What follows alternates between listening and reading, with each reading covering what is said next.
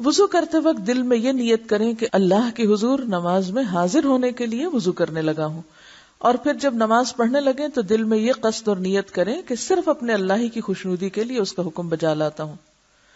نیت چونکہ دل سے تعلق رکھتی ہے اس لیے زبان سے ادا کرنے کی ضرورت نہیں، اور نیت کا زبان سے ادا کرنا رسول اللہ صلی اللہ علیہ وسلم کی سنت اور صحابہ کرام کے عمل سے ثابت نہیں، یعنی ایسی کوئی دلیل ہمیں نہیں ملتی کہ آپ نے نیت پڑھی ہو۔ نیت کی تو ہے لیکن نیت پڑھی نہیں۔ امام ابن تیمیہ رحمہ اللہ فرماتے ہیں کہ الفاظ سے نیت کرنا علماء مسلمین میں سے کسی کے نزدیک بھی مشروع نہیں۔ مشروع کا کیا معنی؟ جی ہاں، شریعت میں نہیں۔ رسول اللہ صلی اللہ علیہ وسلم نے، آپ کے خلفاء اور دیگر صحابہ، اور نہ ہی اس امت کے سلف اور ائمہ میں سے کسی نے، یعنی بڑے بڑے علماء میں سے کسی نے الفاظ سے نیت نہیں کی۔ عبادات میں مثلا وضو، غسل، نماز، روزہ اور زکوٰۃ وغیرہ میں جو نیت واجب ہے، بالاتفاق تمام ائمہ مسلمین کے نزدیک اس کی جگہ دل ہے۔ امام ابن حمام اور ابن قیم بھی اس کو بدعت کہتے ہیں۔ اب یہاں حاشیے میں ذرا دیکھیے، نمبر 1 حاشیہ، اپنے دل میں کسی کام کی نیت کرنا اور ضرورت کے وقت کسی کو اپنی نیت سے آگاہ کرنا ایک جائز بات ہے، مگر نماز سے پہلے نیت پڑھنا، نیت کرنا نہیں بلکہ پڑھنا، عقل اور نقل اور لغت تینوں کے خلاف ہے۔ نمبر 1، عقل کے خلاف اس لیے ہے کہ بے شمار ایسے کام ہیں جنہیں شروع کرتے وقت ہم زبان سے نیت نہیں پڑھتے، کیونکہ ہمارے دل میں انہیں کرنے کی نیت اور ارادہ موجود ہوتا ہے۔ مثلا جوتا پہننے لگتے ہیں تو کبھی نہیں پڑھتے جوتا پہننے لگا ہوں وغیرہ وغیرہ۔ تو کیا نماز ہی ایک ایسا کام ہے جس کے آغاز میں اس کی نیت پڑھنا ضروری ہو گیا؟ نماز کی نیت تو اسی وقت ہو جاتی ہے جب آدمی اذان سن کر مسجد کی طرف چل پڑتا ہے، اور اسی نیت کی وجہ سے اسے ہر قدم پر نیکیاں ملتی ہیں۔ لہذا نماز شروع کرتے وقت جو کچھ پڑھا جاتا ہے وہ نیت نہیں بدعت ہے۔ اور پھر آپ دیکھیے کہ ایک اور حدیث میں بھی آتا ہے نا کہ جب ایک انسان نماز کا انتظار کرتا ہے تو نماز کے انتظار میں جو وقت گزرتا ہے وہ بھی دراصل کس میں ہوتا ہے؟ تو وہ جو انتظار کا وقت ہے وہ نیت کے بغیر تو نہیں انتظار ہوگا نا۔ نمبر 2، نقل کے خلاف، اس لیے کہ نبی اکرم صلی اللہ علیہ وسلم اور صحابہ کرام باقاعدگی کے ساتھ نمازیں پڑھا کرتے تھے، اور اگر وہ اپنی نمازوں سے پہلے نیت پڑھنا چاہتے تو ایسا کر سکتے تھے، ان کے لیے کوئی رکاوٹ نہیں تھی۔ لیکن ان میں سے کبھی کسی نے نماز سے پہلے مروجہ نیت نہیں پڑھی، اس کے برعکس وہ ہمیشہ اپنی نمازوں کا آغاز تکبیر تحریمہ یعنی اللہ اکبر سے کرتے رہے۔ ثابت ہوا کہ نماز سے پہلے نیت نہ پڑھنا سنت ہے۔ نمبر 3، لغت کے اس لیے خلاف ہے کہ نیت عربی زبان کا لفظ ہے، عربی میں اس کا معنی ارادہ ہے۔ نیت کا معنی کیا ہے؟ ارادہ، اور ارادہ دل سے کیا جاتا ہے، زبان سے نہیں۔ بالکل اسی طرح جیسے دیکھا آنکھ سے جاتا ہے، پاؤں سے نہیں۔ دوسرے لفظوں میں نیت دل سے کی جاتی ہے، زبان سے پڑھی نہیں جاتی۔ بعض لوگ روزہ رکھنے کی دعا، حج کے تلبیہ اور نکاح میں ایجاب و قبول سے نماز والی مروجہ نیت کو ثابت کرنے کی کوشش کرتے ہیں۔ عرض یہ ہے، روزہ رکھنے کی دعا والی حدیث ضعیف ہے، لہذا حجت نہیں ہے۔ حج کا تلبیہ صحیح احادیث سے ثابت ہے، وہ نبی اکرم صلی اللہ علیہ وسلم کی پیروی میں کہنا ضروری ہے، مگر نماز والی مروجہ نیت کسی حدیث میں وارد نہیں ہوئی۔ رہ گیا نکاح میں ایجاب و قبول کا مسئلہ، چونکہ نکاح کا تعلق حقوق العباد سے ہے، اور حقوق العباد میں محض نیت سے نہیں بلکہ اقرار، تحریر اور گواہی سے معاملات طے پاتے ہیں۔ یعنی وہاں صرف ارادہ ہی کافی نہیں کہ کوئی شخص نکاح کا ارادہ کر لے، اگر اس طرح صرف ارادے سے نکاح ہو جائے تو کوئی بے نکاح نہ رہے۔ جبکہ نماز میں تو بندہ اپنے رب کے حضور کھڑا ہوتا ہے جو تمام نیتوں کو خوب جاننے والا ہے، پھر وہاں نیت پڑھنے کا کیا تک بنتا ہے؟ قیام۔ حضرت عمران بن حسین رضی اللہ عنہ بیان کرتے ہیں کہ مجھے بواسیر کی تکلیف تھی، نبی صلی اللہ علیہ وسلم نے فرمایا، صلی قائما فإن لم تستطع فقاعدا فإن لم تستطع فعلى جنب، کہ ممکن ہو تو کھڑے ہو کر نماز ادا کرو، اگر طاقت نہ ہو تو بیٹھ کر، اگر بیٹھ کر ادا کرنے کی بھی طاقت نہ ہو تو لیٹ کر نماز ادا کرو۔ یہ حکم کس کے لیے؟ بیمار کے لیے، لیکن اصل کیا ہے؟ قیام۔ نبی صلی اللہ علیہ وسلم نے دیکھا کہ کچھ لوگ بیٹھ کر نمازیں ادا کر رہے ہیں۔ آپ نے فرمایا، بیٹھ کر نماز ادا کرنے والے کو کھڑے ہو کر نماز ادا کرنے والوں کی نسبت نصف ثواب ملے گا۔ نبی صلی اللہ علیہ وسلم کی عمر زیادہ ہو گئی تو آپ نے جائے نماز کے قریب ایک ستون تیار کرایا جس پر آپ نماز کے دوران ٹیک لگاتے تھے، یعنی پھر بھی بیٹھتے نہیں تھے، ٹیک لگا لیتے تھے لیکن کھڑے ہو کے پڑھتے تھے۔ تو اس سے پتہ چلتا ہے کہ قیام بے حد ضروری ہے۔ نبی صلی اللہ علیہ وسلم رات کا بڑا حصہ کھڑے ہو کر نوافل ادا کرتے اور کبھی بیٹھ کر، یعنی فرض نماز تو آخر عمر تک آپ نے کھڑے ہو کر پڑھی، لیکن نوافل کبھی بیٹھ کر بھی۔ جب قرات کھڑے ہو کر فرماتے تو اسی حالت یعنی قیام سے رکوع کی حالت میں منتقل ہوتے، اور جب بیٹھ کر قرات فرماتے تو اسی حالت میں رکوع بھی فرماتے تھے، یعنی اگر قیام کھڑے ہو کے ہوتا تو رکوع بھی کھڑے ہو کر، اور اگر قیام بیٹھ کر ہوتا تو پھر رکوع بھی بیٹھے بیٹھے ادا کرتے۔ ایسا نہیں تھا کہ پھر کھڑے ہو کے رکوع کر کے پھر سجدے میں جائیں۔ اور کبھی آپ صلی اللہ علیہ وسلم بیٹھ کر قرات فرماتے، جب قرات سے 30 یا 40 آیات باقی ہوتی تو آپ صلی اللہ علیہ وسلم کھڑے ہو کر ان کی تلاوت فرماتے، پھر حالت قیام سے رکوع میں چلے جاتے۔ دوسری رکعت میں بھی آپ صلی اللہ علیہ وسلم کا یہی معمول ہوتا، یعنی کبھی آپ بیٹھ کر بھی قرات فرماتے، جب 30-40 آیات باقی ہوتی تو کھڑے بھی ہو جاتے۔ تو اس سے کیا پتہ چلتا ہے کہ ایک ہی رکعت آدھی بیٹھ کے اور آدھی کھڑے ہو کر بھی ادا کی جا سکتی ہے، خاص طور پر جب طویل قیام ہو۔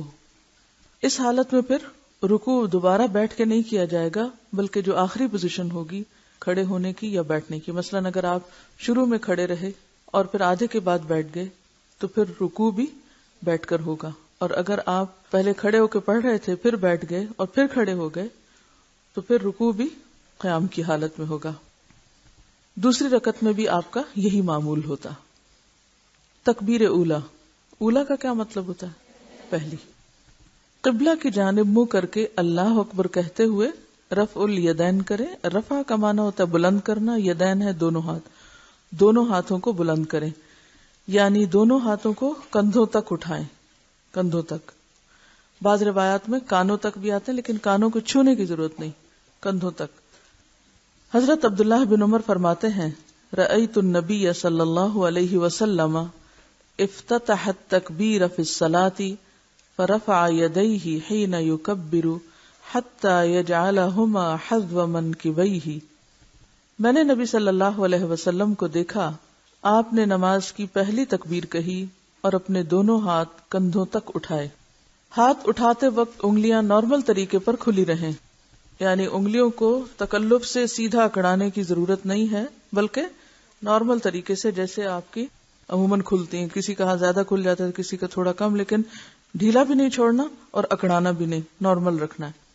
انگلیوں کے درمیان زیادہ فاصلہ کریں، نہ انگلیاں ملائیں، یعنی نہ تو انگلیاں کھولیں کہ جیسے پورے ہاتھ کھول دیے جاتے ہیں پنجہ، اور نہ ہی آپ ان کو آپس میں جوڑیں، بلکہ بس اٹھاتے وقت جتنا وہ نارملی کھلیں یا ان کے درمیان فاصلہ ہو بس اتنا ہی ٹھیک ہے۔ ایسا کیوں کرنے کو کہا گیا؟ خشوع برقرار رکھنے کے لیے کہا گیا ہے، تاکہ کوئی چیز آرٹیفیشلی تکلفاً یا مصنوعی طریقے سے نہ ہو، یا کوئی ٹینشن اپنے اوپر نہ لی جائے، بلکہ نیچرل طریقے سے، نارمل طریقے سے فرض ادا کیا جائے۔ رسول اللہ صلی اللہ علیہ وسلم دونوں ہاتھ کندھوں تک اٹھاتے۔ نبی اکرم صلی اللہ علیہ وسلم کبھی کبھی ہاتھوں کو کانوں تک بلند فرماتے، یعنی دونوں طریقے ملتے ہیں، کبھی یعنی بالکل برابری اور کبھی ذرا اونچا بھی، یعنی اس میں اتنا کوئی بہت فرق نہیں ہے، سر تک تو نہیں لے جانا، یعنی کانوں اور کندھے میں تھوڑا سا ہی فرق پڑتا ہے۔ شیخ البانی فرماتے ہیں کہ رفع یدین کرتے وقت ہاتھوں سے کانوں کو چھونے کی کوئی دلیل نہیں ہے، ان کا چھونا بدعت ہے یا وسوسہ۔ وسوسہ کیا کہ شیطان کہتا نہیں ابھی تم نے صحیح نہیں اٹھائے، پہلے جب تک وہاں ناپ کے نہ دیکھو یا ٹچ کر کے نہ دیکھو کان کہ صحیح جگہ تک پہنچے ہیں کہ نہیں، تو یہ طریقہ درست نہیں ہے۔ بس اس وقت بہت کانشیس ہونے کی ضرورت نہیں ہے، ہاتھ اٹھانا ہی اصل چیز ہے۔ مسنون طریقہ ہتھیلیاں کندھوں تک یا کانوں تک اٹھانا ہے۔ ہاتھ اٹھانے کے مقام میں مرد اور عورت دونوں برابر ہیں، ایسی کوئی حدیث موجود نہیں جس میں یہ تفریق ہو کہ مرد کانوں تک اور عورتیں کندھوں تک بلند کریں۔ پھر دایاں ہاتھ بائیں ہاتھ پر رکھ کر سینے پر باندھ لیں۔ دایاں ہاتھ بائیں ہاتھ پر رکھ کر سینے پہ باندھ لیں۔ کس طرح؟ سینے پر ہاتھ باندھنا۔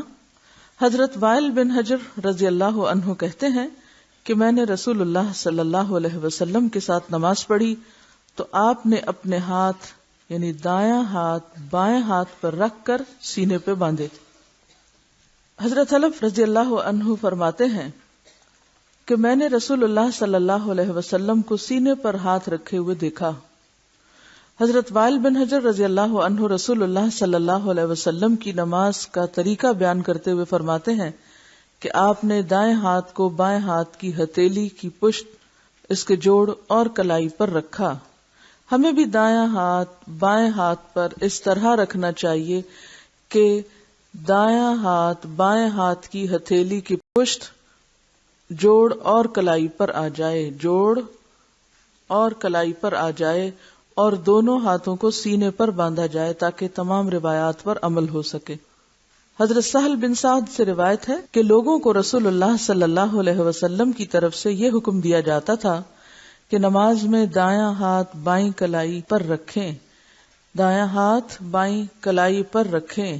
رہی حضرت علی رضی اللہ عنہ کی روایت کہ سنت یہ ہے کہ ہتھیلی کو ہتھیلی پر زیر ناف رکھا جائے، تو اسے امام بہقی اور حافظ ابن حجر نے ضعیف قرار دیا ہے، اور امام نووی فرماتے ہیں کہ اس کے ذوف پر سب کا اتفاق ہے۔ تو اب آپ دیکھیے کہ ہاتھ کیسے آپ رکھیں گے، ہتھیلی پر، ٹھیک ہے، تو انگوٹھا اور چھوٹی انگلی کہاں آ جائیں گے؟ کلائی پر، اور باقی ہاتھ کا حصہ جوڑ پر، ٹھیک ہے۔ اب کر کے دیکھیے کہ سینہ بھی نہ تو ہاتھوں کو اوپر چڑھانے کی ضرورت ہے، کئی لوگوں کو میں نے دیکھا کہ وہ ہاتھوں کو اوپر رکھے ہوئے ہوتے ہیں، یہ نہیں رکھنے کا طریقہ، ٹھیک ہے۔ کئی لوگ اپنے کندھے بھی ساتھ سکیڑ لیتے ہیں اور وہ سمجھتے کہ شاید بہت ہی اونچا چڑھا کے اوپر رکھنا مراد ہے۔ اس میں آپ دیکھیے کہ نارمل اور نیچرل طریقے سے کھڑے ہوں۔ عورتوں اور مردوں کی نماز میں کوئی فرق نہیں۔ رسول اللہ صلی اللہ علیہ وسلم نے فرمایا، نماز اسی طرح پڑھو جس طرح تم مجھے نماز پڑھتے ہوئے دیکھتے ہو، یعنی ہو بہو میرے طریقے کے مطابق سب عورتیں اور سب مرد نماز پڑھیں۔ سلو جمع کا صیغہ ہے، جیسے یا ایھا الذین آمنوا ہوتا ہے جس میں سب شامل ہوتے ہیں۔ پھر اپنی طرف سے یہ حکم لگانا کہ عورتیں سینے پہ ہاتھ باندھیں، مرد زیر ناف، عورتیں سجدہ کرتے وقت زمین پر کوئی اور شکل اختیار کریں، مرد کوئی اور، یہ دین میں مداخلت ہے۔ یاد رکھیں کہ تکبیر تحریمہ سے شروع کر کے السلام علیکم ورحمۃ اللہ کہنے تک عورتوں اور مردوں کے لیے ایک ہی شکل اور ایک ہی ہیئت ہے نماز کی۔ سب کا قیام، رکوع، قومہ، سجدہ، جلسہ استراحت، قعدہ اور ہر مقام پر پڑھنے کی دعائیں یکساں ہیں۔ رسول اللہ صلی اللہ علیہ وسلم نے مرد اور عورت کی نماز کے طریقے میں کوئی فرق نہیں بتایا۔ اگر کچھ روایات ہیں بھی تو وہ ضعیف ہیں، یا زیادہ تر آپ کو ائمہ کے اقوال ملیں گے۔ سینے پر ہاتھ باندھ کر یہ دعا پڑھیں۔ حضرت ابو ہریرہ رضی اللہ عنہ روایت کرتے ہیں کہ رسول اللہ صلی اللہ علیہ وسلم تکبیر اولیٰ اور قرات کے درمیان کچھ دیر چپ رہتے، اللہ اکبر اور سورۃ فاتحہ کے درمیان کچھ دیر چپ رہتے۔ بس میں نے کہا میرے ماں باپ آپ پر قربان، اے اللہ کے رسول صلی اللہ علیہ وسلم، آپ تکبیر اور قرات کے درمیان خاموش رہ کر کیا پڑھتے ہیں؟ آپ نے فرمایا، میں یہ پڑھتا ہوں، اللہم باعد بینی و بین خطایای کما بعدت بین المشرق والمغرب، اللہم نقنی من الخطایا کما ینقی الثوب الابیض من الدنس، اللہم اغسل خطایای بالماء والثلج والبرد، یا اللہ میرے اور میرے گناہوں کے درمیان دوری ڈال دے جیسے تو نے مشرق اور مغرب کے درمیان دوری رکھی ہے۔ اے اللہ مجھے گناہوں سے اس طرح پاک کر جیسا کہ سفید کپڑا میل سے پاک کیا جاتا ہے۔ اے اللہ میرے گناہ اپنی بخشش کے پانی، برف اور اولوں سے دھو ڈال۔ اصل میں پانی کے بعد برف اور اولوں کا ذکر جو ہے یہ طہارت میں مبالغہ بھی ہے۔ اگر آپ نے کہیں برف گری ہوئی دیکھی ہو تو آپ کو اندازہ ہوگا کہ اس کے بعد فضا جس طرح صاف ہوتی ہے اور پورا ایٹماسفیئر جس طرح کلیئر ہوتا ہے، وہ صرف بارش سے بھی نہیں ہوتا۔ یعنی جتنی پولوشن برف باری کے بعد ختم ہوتی ہے اور جس طرح ہر طرف سفید چادر تن جاتی ہے، اور رات کے وقت بھی ایسی گلیئر اٹھتی ہے اس سفید برف سے کہ یوں لگتا ہے کہ دن چڑھا ہوا ہے یا کہیں نہ کہیں تیز چاند چمک رہا ہے۔ اور یہ اسی پچھلے مجھے رمضان کے بعد جب میں باہر تھی تو اتنی شدید برف باری دیکھنے کا اتفاق ہوا. جب میں آدھی رات کے وقت اٹھی تو واش روم میں گئی تو میں نے دیکھا کہ باہر کچھ جیسے روشنیاں ہیں، اور وہ کیا تھی کہ برف کی گلیئر تھی. یعنی اتنی سفیدی نظر آتی ہے ایون رات کے وقت بھی کہ اس سے زیادہ پاکیزگی اور صفائی کا کوئی کانسیپٹ نہیں ہو سکتا. تو اس وقت مجھے یہ دعا سمجھ میں آئی کہ یہ کیوں کہا گیا کہ اللہ میرے گناہ پانی، برف اور اولوں سے دھو ڈال. تو یہ انتہا درجے کی صفائی کی طرف اشارہ ہے کہ جس میں ہوا بھی صاف ہو، جس میں فضا بھی، اور جس میں زمین بھی، اور ہر چیز ایک طرح سے سفید چادر سے ڈھک جائے. مثلا آپ دیکھتے ہیں آپ کارپیٹ پہ بیٹھتے ہیں تو اس پہ چادریں ڈالتے ہیں سفید. تو سفید چادر کس لیے ڈالتے ہیں؟ کیونکہ وہ صفائی میں ایک مزید صفائی کا اضافہ ہے. اور کلر سفید ہی کیوں؟ حالانکہ کوئی اور رنگ ہوتا تاکہ میل نظر نہ آتی، کیونکہ عام طور پہ لوگ کہتے ہیں نا میل خورا ہو، گندگی ہو مگر ہمیں نظر نہ آئے. اسی طرح آپ کو کیوں کہا جاتا ہے کہ سفید کپڑے پہنے؟ تاکہ وہ صفائی کا ایک احساس بھی ہو. بعض اوقات صرف صفائی کا ہونا کافی نہیں بلکہ صفائی کا احساس ہونا جو ہے وہ بھی ضروری ہوتا ہے. تو جب آپ اس طرح کی دعائیں مانگتے ہیں نماز میں تو اس سے نماز جو ہے ہی گناہوں کو دھونے کا ذریعہ، تو اس احساس میں مزید اضافے کا سبب ہوتی. اور یہ دعا صحیح بخاری میں آئی ہے. یا یہ دعا پڑھیں. رسول اللہ صلی اللہ علیہ وسلم کے پیچھے ایک شخص نے کہا اللہ اکبر کبیرہ والحمد للہ کثیرہ وسبحان اللہ بکرۃ واصیلا. اللہ سب سے بڑا ہے، بہت بڑا، ساری تعریف اسی کی ہے، وہ ہر عیب سے پاک ہے، صبح اور شام ہم اسی کی پاکی بیان کرتے ہیں. یہ سن کر رسول اللہ صلی اللہ علیہ وسلم نے فرمایا کہ اس شخص کے لیے آسمان کے دروازے کھول دیے گئے ہیں. یعنی ایک شخص نے یہ دعا پڑھی تو آپ نے کیا فرمایا کہ اس کے لیے آسمان کے دروازے کھول دیے گئے ہیں. حضرت ابن عمر نے فرمایا جب سے میں نے رسول اللہ صلی اللہ علیہ وسلم سے یہ بات سنی ہے میں نے ان کلمات کو کبھی چھوڑا نہیں. اور ہم میں سے کسی نے کبھی یہ کلمات کیوں؟ پتہ ہی نہیں. جہالت نعمت ہے، نعمت ہے نا. کتنی بڑی خیر سے ہم بعض اوقات محروم رہتے ہیں لا علمی کی وجہ سے. یہ صحیح مسلم کی روایت ہے. ہم سمجھتے ہیں ہم بہت کچھ پڑھ چکے ہیں، بہت کچھ جان چکے ہیں. اس کلمے کو ادا کرنے میں کتنی دیر لگتی؟ کچھ بھی ٹائم نہیں لگتا.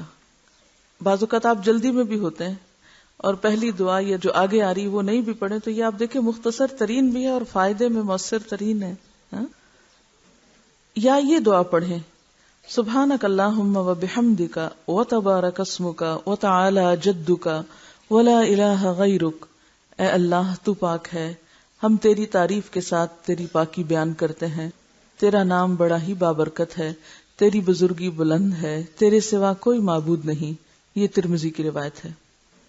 پھر یہ پڑھیں اعوذ باللہ السمیع العلیم من الشیطان الرجیم من ہمزہ ونفخہ ونفثہ. اللہ کی پناہ مانگتا ہوں جو ہر آواز کو سننے والا اور ہر چیز کو جاننے والا ہے، مردود شیطان کے شر سے، اس کے خطرے سے، اس کی پھونکوں سے اور اس کے وسوسے سے. کتنی خوبصورت دعا ہے، کتنی خوبصورت طریقے کی پناہ مانگی گئی ہے. اعوذ باللہ السمیع العلیم من الشیطان الرجیم من ہمزہ ونفخہ ونفثہ. بسم اللہ الرحمن الرحیم. الحمد للہ رب العالمین الرحمن الرحیم مالک یوم الدین ایاک نعبد و ایاک نستعین اہدنا الصراط المستقیم صراط الذین انعمت علیہم غیر المغضوب علیہم ولا الضالین آمین. اللہ کے نام سے شروع کرتا ہوں جو نہایت رحم فرمانے والا بے حد مہربان ہے. ساری تعریف اللہ کے لیے ہے جو تمام مخلوقات کا رب ہے، بے حد رحم کرنے والا، بے حد مہربان ہے، بدلے کے دن کا مالک ہے.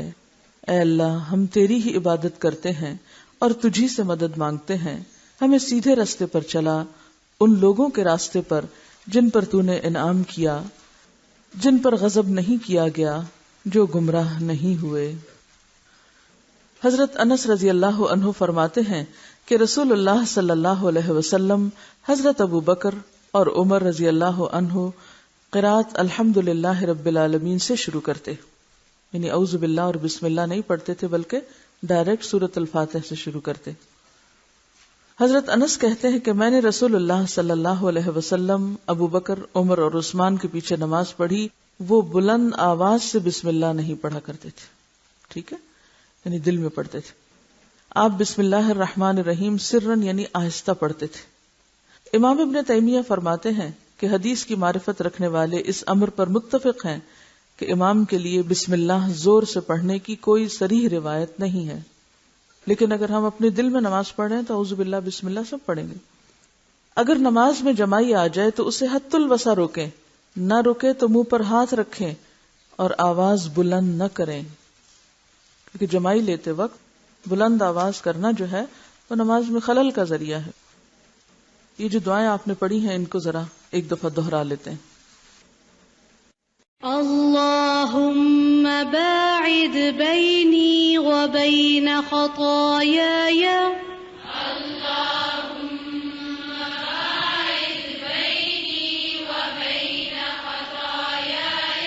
كما باعدت بين المشرق والمغرب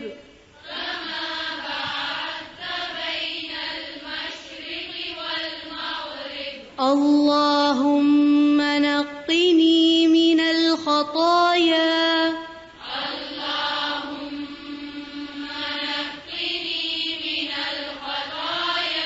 كما ينقى الثوب الأبيض من الدنس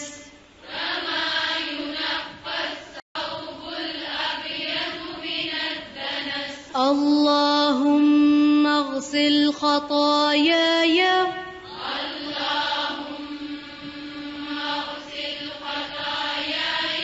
بالماء والثلج والبرد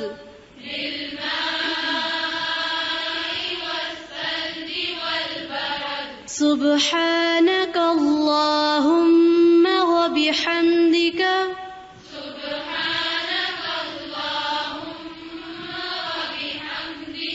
وتبارك اسمك وتعالى جدك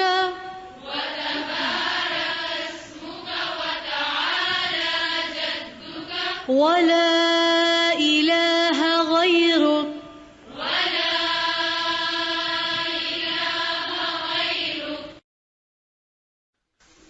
کچھ سوالوں کے جواب ہیں. پہلا سوال ہے، آپ نے جس طرح محسن کی نماز بتائی اس طرح دل چاہتا ہے پڑھنے کا، مگر اگر بچے چھوٹے ہوں تو رونے لگتے ہیں، پھر نہ چاہتے ہوئے بھی دھیان اسی طرف لگ جاتا ہے، ایسی صورت میں کیا کریں؟ ایسی صورت میں آپ کا اولین فریضہ ہے کہ بچوں کا خیال رکھیں. آپ دیکھیں کہ ایک ہوتی ہے کون سی سچویشن، وہ کن کے لیے ہے؟ جن کے بچے چھوٹے نہیں. تو یہاں میرا خیال ہے اکثریت تو نہیں کہ بیٹھی ہوئی ہے جن کے پاس چھوٹے بچے نہیں. ہاں یہ الگ بات ہے کہ انہوں نے اپنے لیے اور کئی کھیل کھلونے رکھے ہوئے ہیں جن میں مشغولیت کی وجہ سے وہ نماز کی طرف پوری توجہ نہ کرے. اور اب دیکھیے کہ بچوں کا چھوٹا ہونا اور عورت کا ان ساری کیفیات سے گزرنا یہ بالکل ایک نیچرل سی چیز ہے، اور اللہ تعالیٰ کو سب معلوم ہے کہ کون کس حالت میں ہے، کس کیفیت میں ہے. ایون بچے چھوٹے بھی ہوں تو ایسا نہیں ہوتا کہ سارا وقت بچے جاگ ہی رہے ہوں. مثلاً آپ جب وہ سو جائیں پھر عشاء کی نماز پڑھ سکتے ہیں، یا فجر کی، یا تہجد کی، یا دن میں کسی وقت، کیونکہ ہمیشہ بچے ایک حالت میں نہیں رہتے، بچے بھی ایک حالت سے دوسری حالت میں چلتے چلے جاتے ہیں. اور جب ایسا وقت ہو کہ بچے واقعی بہت چھوٹے ہیں اور بہت پریشان کن حالات ہوں تو پھر اللہ تعالیٰ جانتا ہے کہ کون کس مشکل میں ہے. لا یکلف اللہ نفسا الا وسعہا. لیکن ہمیں ہمیشہ عذر نہیں، کیا تلاش کرنا ہے؟ عزیمت کی راہیں اختیار کرنی ہے. ساری مشکلات کے باوجود اپنے لیے بہتری اور ترقی اور آگے بڑھنے کے راستے ہی دیکھتے چلے جانا ہے. ٹھیک ہے. اگلا سوال ہے، میں گورنمنٹ اسکول میں جاب کرتی ہوں، چھٹی 1:30 بجے ہوتی ہے جبکہ قریبی مسجد میں اذان 1:45 بجے ہو جاتی ہے. کیا میں اسکول میں اذان کے فوراً بعد نماز پڑھ سکتی ہوں؟ اس سے اسکول کے وقت میں امانت میں خیانت تو نہ ہوگی؟ کیا جواب دیں گے؟ اگر تو آپ کلاس نہیں لے رہے اور کوئی ایسا کام بھی نہیں ہے اس وقت، بعض اوقات اسٹاف محض گپ شپ کر رہا ہوتا ہے اسٹاف روم میں، اور چونکہ چھٹی کے وقت قریب ہے تو اس وقت بیٹھ کے کوئی آفس کا ورک بھی نہیں، کوئی ہوم ورک کی کاپیاں وہ آپ گھر لے جا رہے ہیں، تو گویا وہ کام جو آپ اسکول میں کر سکتے تھے وہ آپ گھر پہ لے جا رہے ہیں، اور گھر کا وقت جو ہے وہ اسکول کے وقت کو دے رہے ہیں، تو اس صورت میں آپ ادلا بدلا تھوڑا سا اگر کر لیں تو کوئی حرج نہیں، کیونکہ بہرحال اول وقت میں نماز جو ہے وہ افضل ہے. یعنی یہ صرف اس صورت میں ہے کہ جب آپ سمجھتے ہیں کہ اس وقت کا جو کام ہے وہ میں چھٹی کے بعد بھی کر سکتی ہوں. لیکن اگر آپ اس وقت کلاس لے رہے ہیں تو آپ یہ نہیں کر سکتے کہ آپ کلاس چھوڑ کے پہلے اول وقت میں نماز پڑھنا شروع کر دیں اور پھر بعد میں آ کے کلاس لیں، کیونکہ اس سے بچوں کا نقصان ہوگا. یا کوئی میٹنگ چھوڑ دیں یا کہیں ڈیوٹی چھوڑ دیں، مثلا آپ ریسپشن پہ کھڑے ہیں یا کہیں بھی، تو یہ طریقہ درست نہیں ہوگا. سمجھ گئے؟ اگر آپ سمجھتے ہیں کہ چھٹی کے بعد جب آپ کا گھر بہت دور ہے اور آپ کی قضا ہو جائے گی نماز، تو آپ فرض پڑھ کے نکلیں. فرض پڑھنے میں کتنی دیر لگے گی؟ another 10 minutes. میرا نہیں خیال کہ ہم 10 منٹ سے زیادہ 4 رکعت میں لگاتے ہوں. اور یہ تو ہر شخص کا انڈیویجول فریضہ ہے نا، اس کو حفاظت کرنی ہے نا اپنی نماز کی، اس کو بھاگ دوڑ کرنی ہے کہ میں زیادہ سے زیادہ بہتر طور پہ پڑھ لوں. اب اگر ایک شخص صرف یہ بہانہ کرے وہ بہت واش روم کی لمبی لائن ہے لہٰذا میں تو اب اس وقت یہ کر رہا ہوں، نہیں، آپ کو پتا ہونا چاہیے کہ آپ نے اس کا بندوبست کیسے کرنا ہے. اگر ایک جگہ لائن لمبی ہے تو دوسری جگہ چلے جائیں. عام طور پر میں نے دیکھا ہے کہ لوگ جو واش روم میں بھی جاتے ہیں تو 5-6 بھی ہیں نا تو سارے پہلے پہ ہی کھڑے ہو جائیں گے، تھوڑا سا آگے بڑھ کے وہ آخری تک نہیں جائیں گے. تکلیف نہیں ہم کرنا چاہتے، عقل استعمال نہیں کرنا چاہتے کہ میرے وقت کی بچت کہاں سے ہو سکتی ہے. ہم صرف یہ بہانہ کر دیتے ہو چونکہ لائن لمبی ہے اس لیے میں نماز لیٹ پڑھ رہی ہوں. جب تک ہمارے اپنے اندر تقویٰ نہیں آئے گا، جب تک اندر فرقان نہیں آئے گا، جتنی مرضی سہولتیں ہو جائیں ہم پھر بھی افضل درجے کا کام نہیں کر سکیں گے. بہت سی چیزیں ہم دوسروں پہ ڈال دیتے ہیں، چونکہ یہ چھٹی دیر سے دیتے ہیں اس لیے ہماری نماز لیٹ ہوتی ہے، تو پھر یہ ذمہ دار ہیں ہم نہیں. آپ خود بھی ذمہ دار ہیں کہ آپ اس وقت کو پھر اور کتنے بہتر طریقے سے استعمال کر سکتے ہیں. اور اگر کہیں رکاوٹ آ رہی، خلل آ رہا ہے تو اس کو دور کرنے کے لیے بھی اللہ نے عقل دی، اس کو بھی دور کرنا چاہیے. لیکن نماز تو بہرحال نماز ہے، فریضہ ہے. سبحانک اللہم و بحمدک نشہد ان لا الہ الا انت نستغفرک و نتوب الیک.